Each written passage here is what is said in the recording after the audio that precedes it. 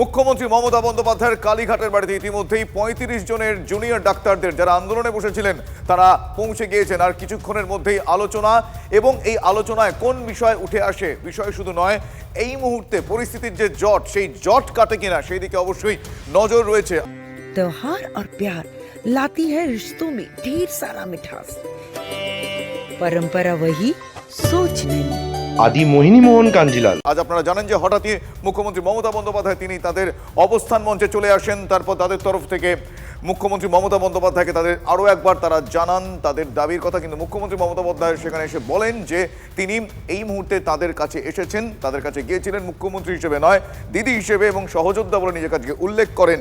এক্ষেত্রে আরও বেশ কিছু বিষয় তিনি উল্লেখ করেছেন। কিন্তু আজ কিছুক্ষণের মধ্যে তাদের তরফ থেকে একটা ইমেল যায়, তারপর সরকারের তরফ থেকে তাদের কাছে ইমেল আসে এবং সেখানে 15 জনকে অ্যালাউ করার কথা বলা হয়, কিন্তু তারা 35 জনের একটি দল সেখানে গিয়েছেন, ইতিমধ্যে তারা পৌঁছে গিয়েছেন।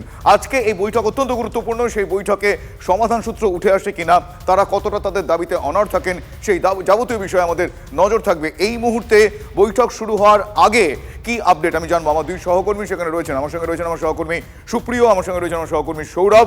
আমি সুপ্রিয়র কাছে আরও একবার যাবো। সুপ্রিয়, তারা সেখানে কিছুক্ষণ আগে গিয়ে পৌঁছেছেন। আজ তারা তাদের যে 5 দফা দাবি, সেই দাবিতে অনড় থাকবেন বলে জানিয়েছেন। আর তারা কি বলছেন, এই বৈঠক শুরু হওয়ার আগে তারা কতটা আশাবাদী, তারা কি বলছেন, কোন কোন বিষয়গুলো আরও একবার তারা আসবেন। যদিও তারা বারবার বলছেন 5 দফা দাবিতে তারা অনড়, এবং তারা এটাও বলছেন ভয় দেখিয়ে আন্দোলন থামানো যাবে না। এই মুহূর্তে তারা কি বলছেন আমি আরও একবার জানতে চাইবো। বৈঠক কখন শুরু হবে সেই আপডেটও জানতে চাইবো। শুভজিৎ, বৈঠক শুরু হওয়া এখন কিন্তু শুধুই সময়ের অপেক্ষা। ইতিমধ্যেই 15 মিনিটেরও বেশি সময় হলো যে বাসে করে স্বাস্থ্য ভবনের সামনের অবস্থান মঞ্চ থেকে আন্দোলনরত জুনিয়র চিকিৎসকরা কালীঘাটে মুখ্যমন্ত্রীর বাড়ির উদ্দেশ্যে রওনা হয়েছিলেন। এখানে তারা পৌঁছানোর পর বাস থেকে নেমে আমার পেছনে এই যে রাস্তা দেখছো, এই রাস্তা ধরেই কিন্তু একবারে মুখ্যমন্ত্রীর বাড়ির সামনে বা বাড়ির সংলগ্ন যে অফিস রয়েছে সেখানে তারা পৌঁছে গেছেন, এবং সেখানেই কিন্তু তারা এই মুহূর্তে রয়েছেন।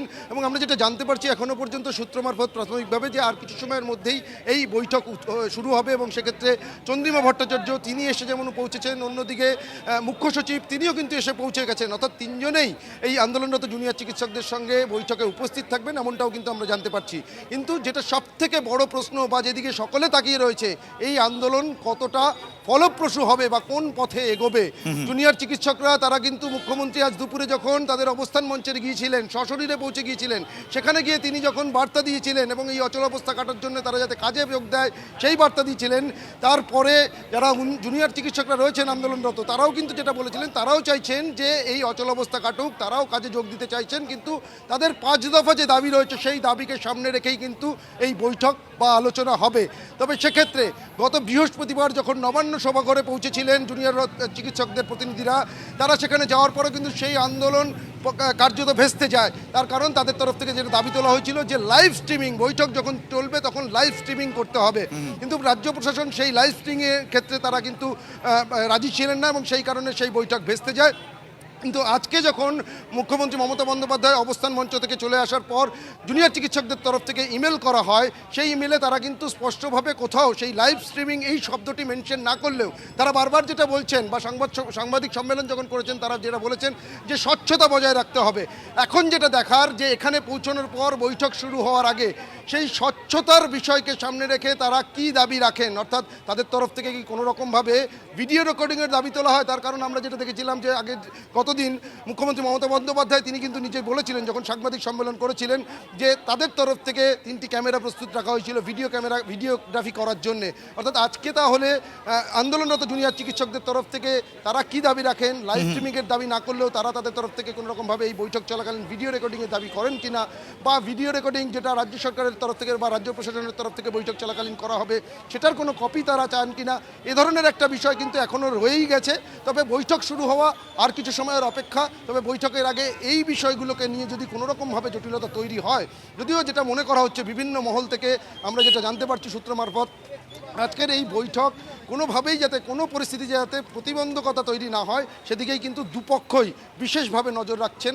অর্থাৎ জুনিয়র চিকিৎসকরা তারাও যে কিছুটা হলেও এই আন্দোলনকে যত আন্দোলন বা এই যে বৈঠক সেই বৈঠকের মধ্যে দিয়ে জট কাটানো যায় সে বিষয়ে একেবারে দুপক্ষ তাদের অবস্থানে অনড় থাকলেও এক্ষেত্রে বলা যায় সুপ্রিয় যে তারা চাইছেন যে আজকে আলোচনা হোক এবং এই আলোচনার মাধ্যমে এখনো পর্যন্ত পরিস্থিতির যা জট তা যেন কেটে যায়। কিন্তু তারা তাদের যে 5 দফা দাবি, সেই 5 দফা দাবিতে অনড় রয়েছে, যেরকমটা তুমি বললে। কিন্তু লাইভ স্ট্রিমিং এর বিষয়ে যে বিগত যে বৈঠক লাইভ স্ট্রিমিং এর কারণে হয়নি, সেই জায়গা থেকে তারা কোনো রকম নমনীয় মনোভাব দেখান কিনা সেটা সময় বলবে। কিন্তু এই মুহূর্তে তারা যখন আজকে স্বাস্থ্য ভবনের সামনে অবস্থান থেকে আজকে কালীঘাটের উদ্দেশ্যে রওনা দিচ্ছিলেন, সেই সময় তাদের কিছু বক্তব্য আমাদের কাছে আছে, একবার শোনাই, তারপর আমি সৌরভের কাছে যাব। আমরা চেয়েছিলাম, আমরা ভেবেছিলাম কোনো একটি প্রশাসনিক জায়গায় আমাদের ডাক আসবে, কোনো একটি অ্যাডমিনিস্ট্রেটিভ জায়গায়, সেটা স্বাস্থ্য ভবন হতে পারে, সেটা নবান্ন হতে পারে, এরকম একটি জায়গায় আমাদের ডাক আসবে। কিন্তু আমরা দেখলাম খুব অদ্ভুতভাবে আমাদের ডাকা হলো কালীঘাটে, মাননীয় মুখ্যমন্ত্রীর বাড়িতে। উনি ভাবছেন যে এই যে ওনার বাড়িতে ডেকেছেন, আমরা হয়তো যাব না, আমরা আমাদের 5টা দাবি আমরা ওই কালীঘাটে গিয়েই ওনার কানে শুনিয়ে আসতে চাই। কিন্তু আমরা একবারও বলছি না যে আজকে যে আলোচনা করতে যাচ্ছি, ওই আলোচনায় আমাদের মাথায় হাত বুলিয়ে, আমাদের ভয় দেখিয়ে আমাদের আন্দোলন তুলে নেওয়া যাবে। আমরা আগে যাচ্ছি এটা প্রমাণ করার জন্য যে আমাদের সদিচ্ছা আছে। আমরা 30 থেকে 35 জনের যে দল গিয়েছিলাম, আমরা সবাই যাব। আপনারা শুনলেন, তাদের তরফ থেকে স্পষ্টতই জানানো হয় যে তারা বলছেন যে তাদের যে 5 দফা দাবি, সেই 5 দফা দাবি তারা আজকে জানিয়ে আসবেন। তারা চেয়েছিলেন যে কোনো অ্যাডমিনিস্ট্রেটিভ হাউসে তাদের এই বৈঠক হোক, কিন্তু কালীঘাটে মুখ্যমন্ত্রীর বাসভবনে তাদের এই বৈঠকে ডাকাকে তারা বলছেন যে তারা যাবেন, গিয়ে তাদের 5 দফা দাবি সেখানে জানিয়ে আসবেন, কোনো রকমভাবে তাদেরকে ভোলানো যাবে না। ঠিক এই জায়গায় আমি সৌরভের কাছে যাব। সৌরভ, তারা তাদের অবস্থানে অনড়, তারা যাচ্ছেন, আবার এটাও বলছেন তারা এক্সপেক্ট করেননি তাদের বাড়িতে, মুখ্যমন্ত্রী মমতা বন্দ্যোপাধ্যায়ের বাড়িতে, তারা ভেবেছিলেন কোনো অ্যাডমিনিস্ট্রেটিভ হাউসে। তাহলে এক্ষেত্রে এই মুহূর্তে তাদের অবস্থান তারা জানিয়েছেন, সরকারের তরফ থেকে কি কি অবস্থান হতে পারে বা কি মনে হচ্ছে এখনো পর্যন্ত পরিস্থিতির জল কোন দিকে গড়াতে পারে? শুভজিৎ, এক কথায় বলতে পারি দুপক্ষই কিন্তু স্নায়ুর চাপ অব্যাহত রেখেছে। একদিকে দেখো যে মমতা বন্দ্যোপাধ্যায় তিনি হঠাৎ করে আজকে আন্দোলনকারীদের মঞ্চে গিয়ে উপস্থিত হলেন। সেক্ষেত্রে দাঁড়িয়ে রাজনৈতিক মহল মনে করছে যে মমতা বন্দ্যোপাধ্যায়ের এই আন্দোলনকারীদের মঞ্চে চলে যাওয়া এটা একটা রাজনৈতিকভাবে বড় মাস্টার স্ট্রোক। প্রশাসক মমতা বন্দ্যোপাধ্যায় এবং রাজনৈতিক নেত্রী মমতা বন্দ্যোপাধ্যায়, মুখ্যমন্ত্রী মমতা বন্দ্যোপাধ্যায়, তিনি কিন্তু নিজের জায়গা থেকে এই কথা বলতেই পারবেন যে তার সদিচ্ছার কোনো অভাব ছিল না। তিনি কোনো ইগো দেখাননি, পদমর্যাদার বালাই তার নেই। তিনি আন্দোলনকারীদের আন্দোলনকে সম্মান জানিয়ে তিনি আন্দোলনকারীদের মঞ্চে গিয়েছেন। গোটা খেলাটাই কিন্তু, গোটা বলটাই তিনি আন্দোলনকারীদের কোর্টে দিয়ে আসলেন। এবার আন্দোলনকারীরা কি করেন আমরা দেখলাম। আন্দোলনকারীরা তাদের দাবিতে অনড়, কিন্তু পাছে তাদের ওপর এই আরোপ পড়ে যে তারা যথেষ্ট সদিচ্ছা দেখাচ্ছেন না, তাই প্রশাসনিক ভবনে বৈঠক না হওয়ায় যথেষ্ট অসন্তুষ্ট হলেও মুখ্যমন্ত্রীর বাসভবনের বৈঠকে নিজেদের সদিচ্ছা জানানোর জন্য, দেখানোর জন্য তারা কিন্তু এসেছেন। দুপক্ষেরই কিন্তু একটা স্নায়ুর চাপ রয়েছে, যাতে কোনো পক্ষ এরকমভাবে যেন না হয় যে মুখ্যমন্ত্রী যথেষ্ট সদিচ্ছা দেখিয়েছিলেন, আন্দোলনকারীরা তারা সদিচ্ছা দেখালেন না বলে জট খুলল না। এই মুহূর্তে রাজ্যের যে পরিস্থিতি, তাতে স্বাস্থ্য ব্যবস্থায় যথেষ্ট প্রভাব পড়ছে এই আন্দোলনের। রাজ্য রাজনীতি আবর্তিত হচ্ছে এই আন্দোলনকে কেন্দ্র করে, ফলে এখানে দায় কার, এটা একটা বড় প্রশ্ন কিন্তু থেকে যাচ্ছে। এই মুহূর্তে কালীঘাটে মমতা বন্দ্যোপাধ্যায়ের হরিশ চ্যাটার্জি স্ট্রিটের বাইরে দাঁড়িয়ে আছি। বৈঠক শুরু হয়েছে কিনা সে খবর এখনো পর্যন্ত আমাদের কাছে নেই। বৈঠক শুরু হলে আন্দোলনকারীরা লাইভ স্ট্রিমের দাবি জানাবেন, তা না মানলে দুপক্ষের ভিডিও রেকর্ডিংয়ের দাবি জানাবেন, বা ভিডিও ক্লিপ তারা চাইবেন, কপি তারা চাইবেন। এই ধরনের মানসিক প্রস্তুতি নিয়ে তারা এসেছেন। 15 জনের বদলে 35 জনই এসেছেন। 35 জনকেই পুলিশ মুখ্যমন্ত্রীর বাসভবনে ঢুকিয়েছেন। এখন দেখার এই বৈঠক থেকে কোনো সদুত্তর বেরিয়ে আসে কিনা। একদমই সেই দিকে আমাদের অবশ্যই নজর থাকবে যে আজকে বৈঠক থেকে কোনো সদুত্তর বেরিয়ে আসে কিনা। ইতিমধ্যেই তারা সেখানে পৌঁছে গিয়েছেন, তাদের আলোচনা শুধুই সময়ের অপেক্ষা। ইতিমধ্যেই আজকে 35 জনের জুনিয়র ডাক্তারদের যে দল, সেই দল ইতিমধ্যেই তারা পৌঁছে গিয়েছেন মমতা বন্দ্যোপাধ্যায়ের বাসভবনে কালীঘাটে। সেখানে পৌঁছে তারা তাদের দাবিতে কতটা অনড় থাকেন সেদিকে অবশ্যই আমাদের নজর থাকছে। ইতিমধ্যেই আমরা সেই ছবি আপনাদের দেখাচ্ছিলাম, একদিকে আমার সহকর্মী সৌরভ, অন্যদিকে সুপ্রিয় রয়েছেন। ইতিমধ্যে তারা পৌঁছে গিয়েছেন। বৈঠক সময়ের অপেক্ষা, আজকে বৈঠক থেকে কোন বিষয় উঠে আসে, কারণ দুতরফেই কিন্তু স্নায়ু যুদ্ধ চলছে। আজ মমতা বন্দ্যোপাধ্যায় হঠাৎই তাদের অবস্থান মঞ্চে স্বাস্থ্য ভবনের সামনে চলে গিয়েছিলেন। সেখানে কি তিনি কি বলেছেন তাদের উদ্দেশ্যে একবার শোনাবো আপনাদের আরো একবার। নবান্ন সভাঘরের বৈঠক ভেস্তে যাওয়ার দুদিনের মাথায় শটান ডাক্তারদের ধর্ণামঞ্চে মুখ্যমন্ত্রী মমতা বন্দ্যোপাধ্যায় জোড়া মাইক হাতে জুনিয়র চিকিৎসকদের আশ্বাস দিলেন, আবার সুপ্রিম কোর্টের নির্দেশের কথাও স্মরণ করালেন। আন্দোলনকে কুর্নিশ জানিয়ে মুখ্যমন্ত্রীর আশ্বাস, আমি আপনাদের আন্দোলনকে কুর্নিশ জানাই। আমার পোস্টটা বড় কথা নয়, মানুষের পোস্টটাই বড় কথা। যদি কেউ দোষী হয় তিনি নিশ্চয়ই শাস্তি পাবেন। আপনারা প্লিজ দয়া করে, আপনারা আমাদেরই ঘরের ভাই বোন, আপনারা কাজে যোগদান করুন এবং আমি বলতে পারি আপনাদের প্রতি আমি কোনো অবিচার করব না। জুনিয়র ডাক্তাররা 5 দফা দাবি তুলেছেন, তার মধ্যে স্বাস্থ্য সচিব, পুলিশ কমিশনারকে সরানোর দাবিও রয়েছে। সেই দাবি সহানুভূতির সঙ্গে খতিয়ে দেখার আশ্বাস দিয়েছেন মুখ্যমন্ত্রী। আপনাদের ডিমান্ডগুলো আমি কথা বলে সহানুভূতির সাথে আমি স্টাডি করব, আমি অফিসারদের সাথে কথা বলবো। আমি একা সরকার চালাই না, আমার সাথে একটা chief secretary, home secretary, DG police সবাই আছেন। শুক্রবার দুপুর থেকে বৃষ্টি, রাতভর বৃষ্টি হয়েছে। শুরুতেই বৃষ্টির কথা টেনে আনেন মুখ্যমন্ত্রী। দিদি, সহযোদ্ধা এই শব্দগুলো বারবার ঘুরে ফিরে আসে মুখ্যমন্ত্রীর কথায়। কাল সারা রাত ঝড় জল হয়েছে, আপনারা যখন কষ্ট পেয়েছেন আমিও সারা রাত ঘুমোতে পারিনি, আমারও কষ্ট হয়েছে। এই ঝড় জলের মধ্যে আপনারা যেভাবে বসে আছেন আমার মানসিকভাবে কষ্ট হচ্ছে। ডাক্তারদের সাবধান বাণীও শোনান।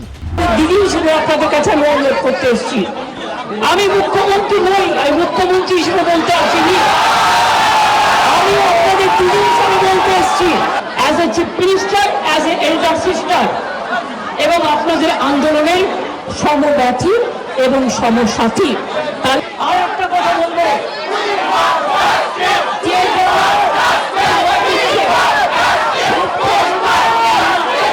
নবান্ন সভাঘরের বৈঠক ভেস্তে যাওয়ার পর কড়া বার্তাই দিয়েছিলেন মুখ্যমন্ত্রী। শনিবার মুখ্যমন্ত্রী অনেকটা নরম, তবে কথায় কথায় সুপ্রিম কোর্টের নির্দেশও স্মরণ করিয়ে দিয়েছেন। সুপ্রিম কোর্টে কেস চলছে, মনে রাখবেন 17 তারিখেও ডেট আছে। আমি চাই না আপনাদের কোনো ক্ষতি হোক। মুখ্যমন্ত্রীর কথার মধ্যেই বেশ কয়েকবার জাস্টিস চেয়ে স্লোগান ওঠে। মুখ্যমন্ত্রীর বার্তা,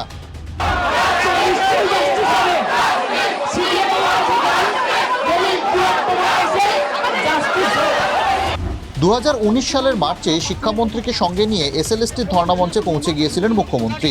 আশ্বাস দিয়েছিলেন লোকসভা ভোট মিটে গেলেই চাকরি হয়ে যাবে, কিন্তু এখনও ধর্ণামঞ্চে বসে চাকরি প্রার্থীরা। সেদিন মাননীয় মুখ্যমন্ত্রী আমাদের কাছে এসেছিলেন এবং আজকের মতো সেদিন আমাদের ওনাকে বিশ্বাস করতে বলেছিলেন, আমরা বিশ্বাস করে ধর্ণা অবস্থান তুলেছিলাম। এখনও আমরা পথে আছি, বিচার পাইনি। দীর্ঘ 5 বছর ধরে আমরা লড়াই করে যাচ্ছি। তার সেই প্রতিশ্রুতি আজও কিন্তু রক্ষিত হয়নি, বরং আমরা এখনো গান্ধী মূর্তির পাদদেশে তার সেই প্রতিশ্রুতি রক্ষার অপেক্ষায় আজও কিন্তু আমরা ধর্ণা দিয়ে চলেছি প্রায় 1300 দিন। আমরা ভেবেছিলাম যে হয়তো আমাদের সলিউশনটা হবে, কিন্তু আমরা ভাবতে পারিনি যে ওই চোর বাটপারদের, অর্থাৎ এই পার্থ চট্টোপাধ্যায়েরই যে জয় জয়কার হবে এটা আমরা ভাবিনি। মাননীয় মুখ্যমন্ত্রী সেখানে যে কাজ করেছেন, আমাদের সঙ্গে প্রতিশ্রুতি দিয়েছেন, কিন্তু প্রতিশ্রুতি অনুযায়ী কাজ করেননি। জুনিয়র চিকিৎসকদের দাবি কি তাড়াতাড়ি মিটবে? Bureau report, TV9 Bangla. ইতিমধ্যে জুনিয়র ডাক্তারদের 35 জনের একটি দল, আন্দোলনকারী জুনিয়র ডাক্তারদের দল ইতিমধ্যে পৌঁছে গিয়েছেন মুখ্যমন্ত্রী মমতা বন্দ্যোপাধ্যায় কালীঘাটের বাড়িতে। সেখানে এই মুহূর্তে আর কিছুক্ষণের পরেই হয়তো তাদের বৈঠক শুরু হয়ে যাবে। আজকে এই বৈঠকে কোন কোন বিষয়ে তারা উঠে আসে, কোন কোন বিষয়ে তারা আরও একবার তুলে ধরেন, সে বিষয়ে আমাদের অবশ্যই নজর থাকবে। তবে 5 দফা দাবিতে তারা অনড়। একটু লেটেস্ট আপডেট জানবো আমার সহকর্মী সুপ্রিয় এই মুহূর্তে রয়েছেন সরাসরি। সুপ্রিয়, বৈঠক শুরু হতে আর সময়ের অপেক্ষা, এই মুহূর্তে কি পরিস্থিতি সেখানে একটু জানাও আমাদের।